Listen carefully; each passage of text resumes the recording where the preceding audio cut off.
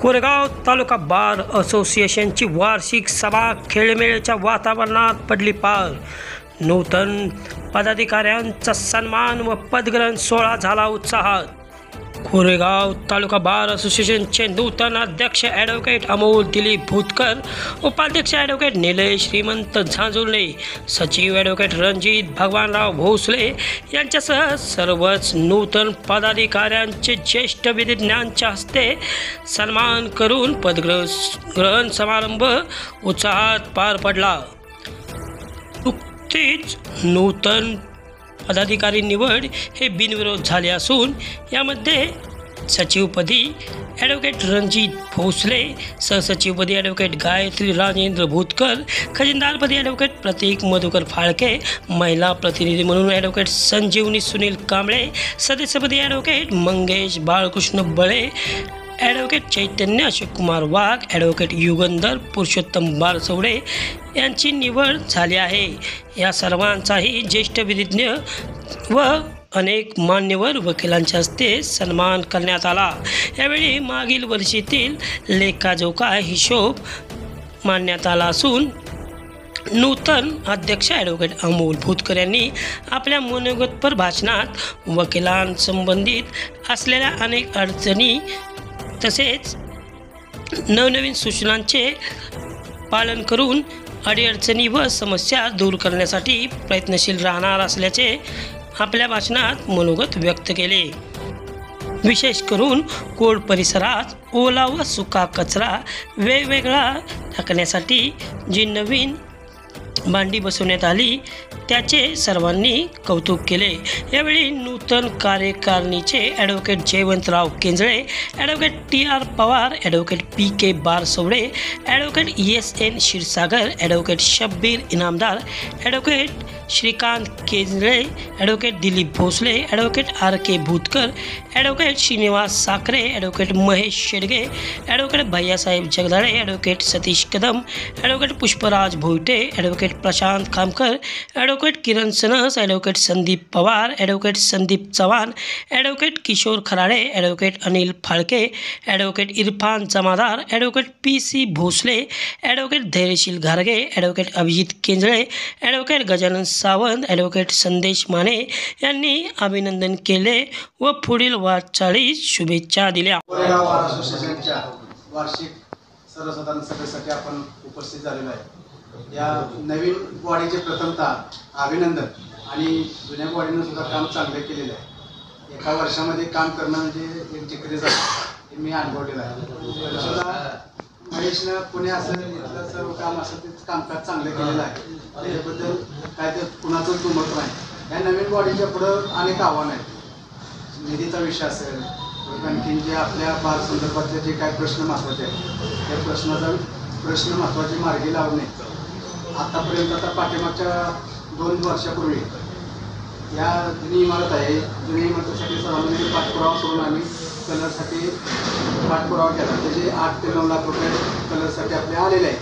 ते कलरसाठी आलेले पैसे त्यामध्ये आपल्या नवीन बॉडीनं तो कलर चॉईस करून ते जी जुनी इमारत आहे त्या जुन्या इमारतीचा कलर देऊन त्या ठिकाणी 100 वर्ष जे पूर्ण झाले काम आपल्या इमारतीत त्या 100 वर्ष पूर्तीचे कार्यक्रम घेणे आवश्यक आहे। तसेच आपल्या बार काउन्सिलचं एक सर्टिफिकेट आपल्या बार असोसिएशनचं सुद्धा आलेलं आहे। त्या संदर्भात सुद्धा कार्यक्रम लवकरात लवकर घेणं। तसेच साहेब आपले बारसवडे सरांनी सांगितलेले पाठीमागचे 2-3 कार्यक्रम आहेत ते आपल्या या कालावधीमध्ये पूर्ण झाले पाहिजेत असं एक आमची इच्छा आहे। तसेच या ठिकाणी आता जे वकिलांचे जे प्रश्न आहेत आता ह्या कोर्टामध्ये जे काय प्रश्न निर्माण होतात, समजा आता तारखांचे असतात, काय कोर्टाचे समजा 2-3 महिन्याच्या तारखा पडतात किंवा तहसीलदार प्रांत ऑफिस या ठिकाणी सुद्धा आपले जे काय पत्रव्यवहार आहे लवकरात लवकर करणे आणि पूर्तता करणे एवढं सगळ्यात महत्त्वाचं आहे। त्या ठिकाणी आपल्याला वेटिंग रूम नाही, तहसील ऑफिस किंवा प्रांत ऑफिस, तर त्यासाठी सुद्धा लवकरात लवकर पाठपुरावा करणे ही आमची सर्वांची या ठिकाणी आपल्या नवीन बॉडीकडून अपेक्षा आहे। नवीन बॉडीला पुन्हा एकदा सर्वांचं हार्दिक अभिनंदन करतो, पुढील वाटचालीस शुभेच्छा देतो। सर्वप्रथम आपण सगळ्यांनी केलेली आहे। आपल्या सगळ्यांचं या ठिकाणी स्वागत करतो। माझ्या वतीनं आणि माझ्या नवनिर्वाचित कार्यकारिणीच्या वतीनं सर्वप्रथम आपल्याला नवीन वर्षाच्या शुभेच्छा देतो. आजचा दिवस हा भोगीचा दिवस आहे आणि उद्यापासून मकर संक्रांत सुरू होते. येणाऱ्या मकर संक्रांतीच्या आपल्या सगळ्यांना माझ्या वतीनं मी शुभेच्छा देतो. भोगी हा दिवस जो आहे तो भारतातल्या 5 प्रमुख राज्यांमध्ये आपण साजरा करतो. त्यापैकी महाराष्ट्र हे एक राज्य आहे आणि आपल्या सगळ्यांना माहिती आहे की भोगी आपण का करतो, तर उपभोगाचा हा दिवस आहे आणि ह्या उपभोगाच्या दिवसामध्ये आपल्या आहारामध्ये आपण काही बदल करतो की जे बदल आपल्याला आरोग्याच्या दृष्टीने आवश्यक असतात. असा आजचा दिवस आहे. आजचा हा दिवस अशा अर्थाने सुद्धा महत्वाचा आहे की भोगी हा एक दिवस आपण मानला तरी उद्यापासून होणारं संक्रमण जे होणार आहे त्या अनुषंगाने आज मी स्वतःला त्या अवस्थेत मानतो. कोरेगाव बार असोसिएशनची जी परंपरा आहे, जी गेल्या अनेक वर्षापासून कोरेगावच्या सर्व सन्माननीय सदस्यांनी आमच्यापर्यंत पोहोचवलेली आहे आणि आता ती आमची जबाबदारी आहे की ती पुढच्या पिढीपर्यंत पोहोचवायची. त्याचं पायीभूत काम करण्याची जबाबदारी आता आमची आहे, असा मला व्यक्तिगत आजच्या निमित्ताने आपल्याला सगळ्यांना सांगायचं. दुसरं असं, आपण सर्व सन्माननीय सदस्यांनी आज या ठिकाणी आम्हाला बऱ्याचशा सूचना दिलेल्या आहेत. सूचना ह्या अत्यंत महत्त्वाच्या असतात कारण सूचनांमुळं काम करण्यासाठीची एक दिशा निश्चित होते. ज्या विश्वासाने तुम्ही मला ह्या पदावरती बसवलेलं आहे, मी आपल्याला खात्री देतो की ज्या 8-9 सूचना आपण आत्ता या सभेमध्ये मांडलेल्या आहेत त्या सर्व सूचनांचं तंतोतंत पालन मी करीन आणि त्या पूर्णत्वास नेण्यासाठी पूर्ण ताकद जी आहे माझी बाळगेन. दुसरं असं आहे, आणखी त्याच्या जोडीन मला असं म्हणायचं आहे की कोरेगाव बार असोसिएशनच्या या परंपरेचं पालन करत असताना तुमच्या सगळ्या ज्युनियर सिनियर महिला वकिलांचं मला वेळोवेळी योगदान आणि सहकार्य हे अत्यंत महत्त्वाचं आहे. एक व्यक्ती कितीही उत्साही असला, कितीही काम करण्यासाठी प्रेरित असला तरी त्याला ज्या येणाऱ्या अडचणी आहेत त्याला समर्थ साथ सोडवण्यासाठी आपल्या सगळ्यांची मला आवश्यक आहे आणि ती आपण सगळेजण मला द्याल अशी माझी पूर्ण खात्री आहे. आत्ता दिलेल्या सूचनांचं पालन करत असताना मी काही गोष्टी ज्या आहेत त्या पदभार स्वीकारण्याच्या ज्या वेळेला माझी नियुक्ती आपण सगळ्यांनी मिळून केली त्यावेळेलाच मी काही गोष्टींमध्ये अग्रेसर होऊन पुढे काम केलेलं आहे. त्यापैकी काही गोष्टी मी आज आपल्या पुढे मांडू इच्छितो आणि त्याचा पाठपुरावा मी यापुढे सुद्धा करीन आणि ती कामं पूर्णत्वास नेण्यासाठी पूर्ण प्रयत्न करीन. त्यामध्ये काही महत्त्वाच्या बाबी माझ्याबरोबर असलेले माझे सहकारी होते सचिव रणजित भोसले असतील, निलेश झांगुर्डे असतील, माजी सचिव आकाश निकम असतील. आम्ही सगळ्यांनी मिळूनच सुरुवातीला काही सूचना ज्या कोर्टाच्या माध्यमातून आल्या त्या सुद्धा सोडवण्याचा मी या ठिकाणी प्रयत्न केला. कोरेगाव न्यायालयाच्या आवारामध्ये कचरा कुंडीचा प्रश्न होता. कचरा व्यवस्थापनासाठी जी नगरपंचायतीची गाडी येते ती येत नव्हती. त्याच्यासाठी मी तातडीनंच ज्या दिवशी मला डिक्लेरेशन झालं त्या दिवशी मी याच्याबद्दलचं काम जे आहे ते पुढे केलेलं आहे आणि 1 तारखेपासून आपल्याकडे आता त्याचं निराकरण झालेलं आहे. बैठक जी आहे ती आमच्या बॉडीनं यापूर्वीच केलेली आहे आणि त्यामध्ये आम्ही वेगवेगळे 9 विषय निवडलेले आहेत की ज्या विषयांवरती आम्ही पुढच्या 1 वर्षभर वेगवेगळे लेक्चर जे आहेत ते या ठिकाणी चालू करणार आहेत. त्याची सुरुवात आपण लगेचच तातडीनं करणार आहोत. हा माझ्या दृष्टीने अशासाठी महत्त्वाचा विषय आहे की जी सूचना बारसोडे मॅडमनी मला सांगितली त्या सूचनेवरती मी वर्कआउट करायला सुरुवात केलेला आहे. त्याचबरोबर आपण मगाशी सूचना सांगितली आहे, आमचे मित्र विरकर वकिलांनी सूचना सांगितलेली आहे की बाबा ह्या बारमध्ये जे खर्चाचं नियोजन आहे ते करणं अत्यंत आवश्यक आहे. मला खात्री आहे की कुठलीही संस्था जी आहे ती योग्य पद्धतीनं जर का कारभार त्याचा चालायचा असेल तर आर्थिक शिस्त जी आहे ती आवश्यक आहे.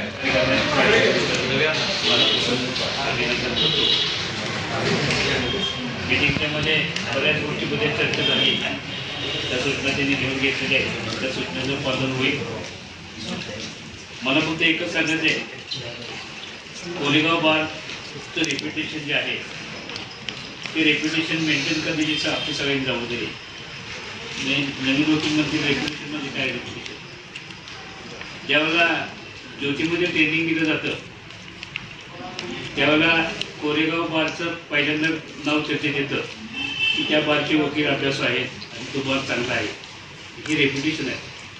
आणि हे रेप्युटेशन मेंटेन करण्याची जबाबदारी ज्युनियर तसंच सिनियर यांची सगळ्यांची आहे.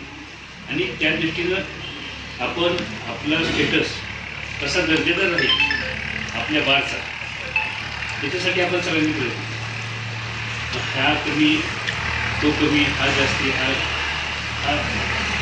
विचार कधी मला एका कामी नाही. दुसरी गोष्ट, हे 2-3 कार्यक्रम पुढे आहेत, ते कार्यक्रम पण तुम्ही करा. विशेषतः बारचे जे दिवंगत वकील आहेत, सिनियर वकील, त्यांच्या तैलचित्राच्या अनावरती कार्यक्रम आहेत, तेही तुम्ही करा. त्याच्यासाठी त्यांच्या कुटुंबातील लोकांची बारसोडेत आणि आमचं बोलणं झालेलं, तुम्ही त्याचा फॉलोअप ठेवा. ते कार्यक्रम आपल्याला चांगल्या पद्धतीने करता येतील. त्या कार्यक्रमात आपल्याला ज्युडिशियलचे आणि ते हायकोर्ट जजेससुद्धा किंवा आपल्याला उपलब्ध होऊ शकतील. ते चांगला इव्हेंट होईल.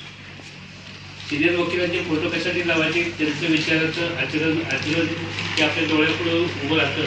त्यांनी काय संस्कार केली, त्यांनी काय शिकवण दिली, त्याची कळत नकळत चर्चा होत असतील. ते इव्हेंट, ते 2-3 इव्हेंट आहेत, ते तुम्ही पार करा.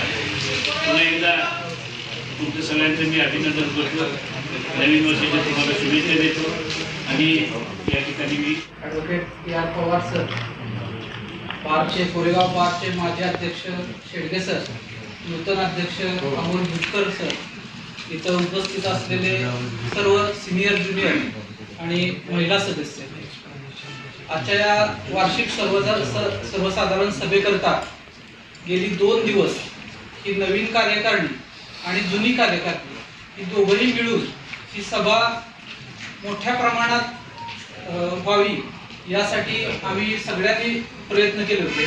त्या प्रयत्नांना साथ घातल्याने त्याला अपेक्षित असा प्रतिसाद तुमच्या सर्व सदस्यांकडून आम्हाला मिळाला. त्याबद्दल सर्वांचे प्रथम मी अभिनंदन करतो. आमची जी काही नवीन कार्यकारिणी आहे, या कार्यकारिणीनं ज्या वेळेस आम्ही बिनविरोध डिक्लेअर झालो, त्याच वेळेस आम्ही भुतकर वकील असतील, झांजुर्णे वकील असतील किंवा आम्ही सगळे असू, आम्ही सगळ्यांनी या वर्षभरामध्ये कुठले कार्यक्रम साजरे करायचे, बारच्या हिताला कुठल्याही प्रकारची बाधा येणार नाही, परंतु लिगल कार्यक्रम जसं की मॅडमनी सुचवल्याप्रमाणे लेक्चर सिरीज असतील किंवा विरकर सरांनी जे काही सुचवले, जे काही कार्यक्रमाची ब्लूप्रिंट आहे, ती कार्यक्रमाची ब्लूप्रिंट आजही आमच्याकडे रेडी आहे. फक्त येणाऱ्या या वर्षभरामध्ये ज्या वेळेस आम्ही कार्यक्रम अनाऊन्स करू, त्या वेळेस आपण सर्वांनी जातीनं हस्ते परस्ते बारच्या सर्व सदस्यांना निरोप देऊन कार्यक्रमांना हजर राहावं.